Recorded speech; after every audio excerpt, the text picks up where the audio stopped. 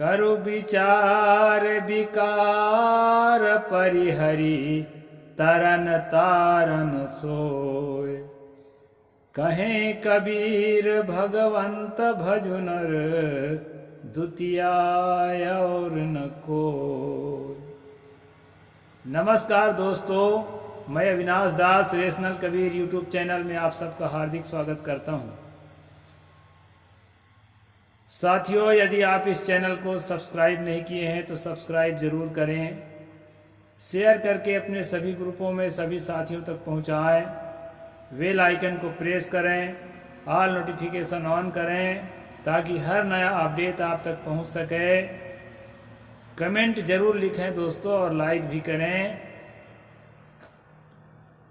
इस चैनल का उद्देश्य किसी भी जाति, धर्म, संप्रदाय या व्यक्ति विशेष को आहत पहुंचाना बिल्कुल भी नहीं है।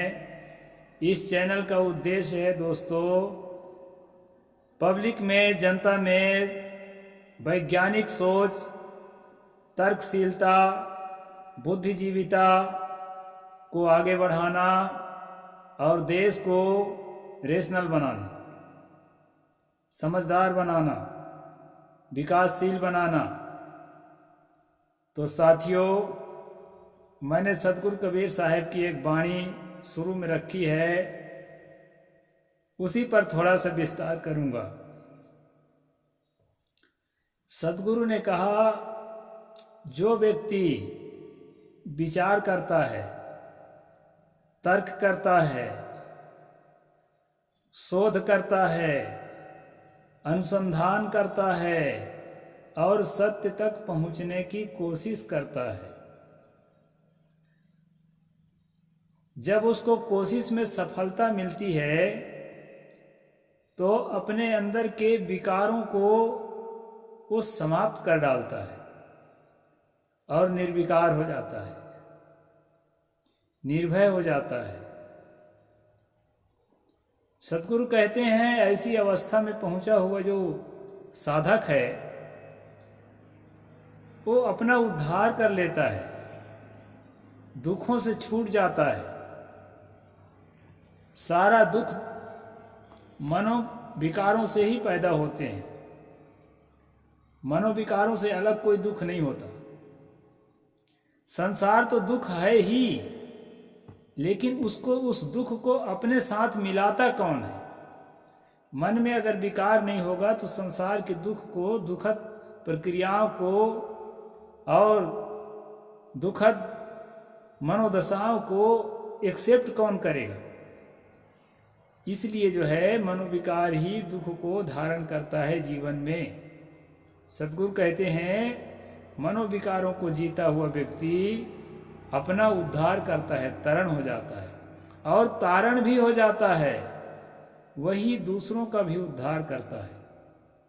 जो व्यक्ति पढ़ा लिखा होगा वही दूसरे को पढ़ा सकता है, जो सीनियर बढ़ाई होगा वही दूसरे को बढ़ाई बना सकता है, जो किसी भी स्किल में, किसी भी आर्ट फॉर्म में जिसका एक्सपीरियंस अच्छा होगा वही दूसरे को सिखा सकता है। इसी प्रकार जिसमें आंच ज्यादा होगी वही आग दूसरे के ठंड को मिटा सकती है। अब वो खुदे बुझ रही है और उसमें जो है जलने की कोई उम्मीद ही नहीं है, उस आग से कैसे अपनी ठंड मिटा सकेंगे आप? तो दोस्तों, त्याग से, तपस्या से, अपने सत्कर्मों से, अपने अंदर के परिमार्जन से, अपने मनोविकारों को समाप्त करके जो इंसान निर्विकार हो जाता है, सहज अवस्था में पहुंच जाता है, सुखद अवस्था में पहुंच जाता है, सुख दुख से कोई परे परम पद, सो पद है सुखदाई। ये जो मान्यता प्राप्त सुख और दुख हैं, जिसको हम लोग सुख और दुख समझ बैठे हैं, सुख की छाया को ही सुख समझ बैठे हैं, जिसके कारण दुख उत्पन्न होता है। दोस्तों, उससे परे, उससे अतीत जब हमारा मन पहुंचता है तो दुखों से पार हो जाते हैं। एकदम सहज अवस्था, सुखद अवस्था, कोई चाहना नहीं, कोई वासना नहीं, कोई उद्वेग नहीं। तो सद्गुरु कहते हैं तरण तारण सोए, वही जो है अपने आप को तारता है, अपना उद्धार करता है, वही समाज का भी उद्धार करता है। कहें कबीर भगवंत भजु नर दुतिया और न कोई, ऐसे भगवान की भजन करो, और दूसरा कोई भगवान नहीं होता है। ये भगवान आपके सामने अपने कार्य में जो सफल हो चुका संत है, अपने को जो सहज अवस्था में स्थित किया हुआ संत है, वही भगवान है। दुख सुख जीव परसै नहीं, लोभ मोह अभिमान, कह नानक सुन रे नरा, सो मानुष भगवान। गुरु नानक देव कहते हैं दुख और सुख में जो विचलित नहीं होता है, ऐसा मनुष्य जो दुख सुख में विचलित नहीं होता है, उसको अवश्यम भावी समझ करके अपने सहज अवस्था को नहीं खोता है, और लोभ मोह में नहीं पड़ता है। चीजों के लोभ, मठ मंदिर के लोभ, मान सम्मान के लोभ, कुटुंबियों का मोह, साधु समाज में गुरु का, गुरु भाई का, परंपरा का मोह, ये सारे मोह को जो तिलांजलि दे देता है, लोभ मोह अभिमान, अपने अपना अंदर अभिमान नहीं रखता कि मैं कितना बड़ा सिद्ध साधक हो गया हूं, दुनिया के लोग मेरी आरती उतारते हैं। दुनिया अपने खुशियों के लिए आरती उतारती है, प्रेरणा पाने के लिए उससे उसकी आंच में अपने आप को तपाती है, उसके लिए आरती उतारती है।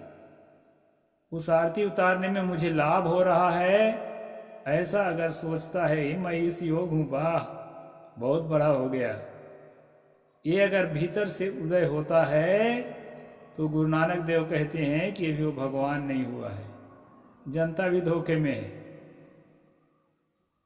तो दोस्तों, भगवान का लक्षण हमारे सम्यक संस्कृति में तथागत भगवान बुद्ध ने भी कहा था कि जो वान का मतलब होता है तृष्णा, और भग्गा का मतलब होता है उसको भग्न करना, तृष्णा को भग्न करना। इसी शब्द से भगवान शब्द बना है। जिसके अंदर तृष्णा खत्म हो गई है और की चाहना, जहां है जिस हालत में है, मस्त रहना सीख लिया है, और जो है सहज अवस्था में उसको सुख का अनुभव होता रहता है। कोई दूसरा कोई मुझे सुख दे दे, दूसरे के सहयोग से मुझे आनंद मिलेगा, चीजों के सहयोग से, व्यक्ति के सहयोग से, प्राणी पदार्थों के सहयोग से, परिस्थितियों के आई हुई गुदगुदी से मुझे आनंद मिलेगा, मान सम्मान की प्राप्ति से मुझे, गुदगुदी से मुझे जो है आनंद मिलेगा। इस प्रकार की सारी तृष्णाओं को जिसने भग्न कर दिया, उसके लिए भगवान शब्द का उपयोग हमारे भारत में सदियों से होते आया है। बाद में क्या हुआ कि भगवान शब्द को नकल करके लोगों ने हत्या में जुटा हुआ व्यक्ति को धर्म रक्षा के लिए हत्या करता है, इसलिए इसको भगवान कहो। बलात्कार में जुटा हुआ व्यक्ति को प्रेम प्रदर्शन के लिए बहुत नारियों से संबंध करता है, इसलिए इसको भगवान कहो। ये भी समाज सेवक है।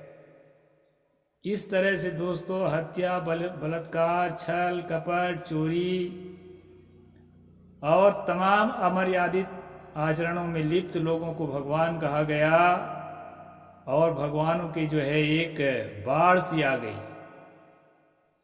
और उसी बाढ़ में हम अपने मन को, यानी हम स्वयं बह गए, बिना पानी के बह गए। तो साथियों, भगवान का सच्चा पहचान नहीं होने के कारण हम भगवान के हत्यारे हैं। साक्षात भगवान की तौहीनी करते हैं। जो सच्चा संत है, आत्मस्थित संत है, आत्मनिष्ठ संत है, जिसकी कोई चाहना नहीं है, जिसकी कोई कामना नहीं, चाह गई चिंता मिटी, मनवा बेपरवाह, जाको कछु न चाहिए सोई साहमसा। ऐसे महान संत जब हमारे संपर्क में आते हैं, उनके हम जब निकट जाते हैं, जीवन की सबसे बड़ी उपलब्धि जिसके संपर्क से हमें मिलने वाला है, उसकी हम अवहेलना करते हैं। अवहेलना इसलिए करते हैं कि हमारे दिमाग में पहले से डाल दिया गया है कि एक भगवान होता है आकाश में, एक स्वर्ग होता है, और उस स्वर्ग को, उस भगवान को पाने के लिए संत सहायक होता है। अब जब सच्चा संत मिलता है तो वो बोलता है कि देखो भाई, आकाश पाताल में कोई भगवान नहीं होता है, और न कोई किसी प्रकार का कोई लोकांतर नहीं होता है। उसके लालच में मत पड़ो। लालच को त्यागोगे ना तो तुम्हारे अंदर खुद भगवत्ता स्थापित हो जाएगी। तुम भगवान ही हो, कहाँ भटक रहे हो। इस तरह के सत्य का संदेश जब सच्चा संत देता है दोस्तों, तो हम क्या करते हैं, उसकी अवहेलना करते हैं, उसकी तिरस्कार करते हैं। देखो ये नास्तिक आ गया, ये भगवान को नहीं मानता, साकेत को, स्वर्ग को नहीं मानता, गौलोक को नहीं मानता, ब्रह्मलोक को नहीं मानता। जबकि ब्रह्मलोक को मानने वाला श्री कृष्ण भी जो है आब्रह्म भुवनालोका पुनरावर्तिनो अर्जुन माम उपेते तू कौन्ते पुनर्जन्म न विद्यते। ऐसा अर्जुन को संदेश देते हुए कहा कि जो लोकांतर की कल्पनाएं हैं, ब्रह्मलोक पर्यंत सब जो है अनित्य हैं, बन करके मिट जाने वाले हैं। इसलिए स्वसत्ता को पहचानो हे अर्जुन, उसी से तुम्हारा कल्याण होगा। तो उन जगहों में भी अच्छी बात यत्र तत्र मिलती हैं। चाहे कैसा भी लेखक हो, जिस समय होश में रहता है, बुद्धिजीविता में रहता है, तर्क में रहता है, तो वह भी सही बात को लिखता है। इसलिए साथियों, भगवान, यह चेतना ही भगवान है। अपने पवित्र अवस्था में है, अपने सहज अवस्था में है, संसार की मिलावट से अपने आप को अलग कर रखा है। जानते हैं ना, 24 कैरेट का सोना है बोलते हैं। तो 24 कैरेट का जब सोना हो जाता है, उसको संसार की चीजों के साथ, संसार की परिस्थितियों के साथ, संसार के प्राणियों के साथ, संसार के पदार्थों के साथ और परिस्थितियों से मिलने वाली जो एक गुदगुदी का एहसास है, उनके साथ जब अपने आप को जोड़ कर रखता है, तब तक वह जो है साधारण मानव है। और उससे अपने आप को जब तोड़ लेता है और सहज अवस्था में किसी को चिंतन नहीं करता है, सारे चिंतन से मुक्त आत्मस्थिति, स्वसत्ता में मग्न हो जाता है। ऐसी स्थिति को प्राप्त जो भी संत है, वो किस पंथ में है, किस संप्रदाय में है, किस परंपरा में है, ये मायना नहीं रखता। साथियों, सतगुरु कबीर साहब ने उसी को भगवान कहा, तथागत बुद्ध ने उसी को भगवान कहा, गुरु नानक देव ने उसी को भगवान कहा, उसी कैवल्य अवस्था को स्वामी महावीर ने भी भगवान कहा। और जो भी सम्यक संस्कृति के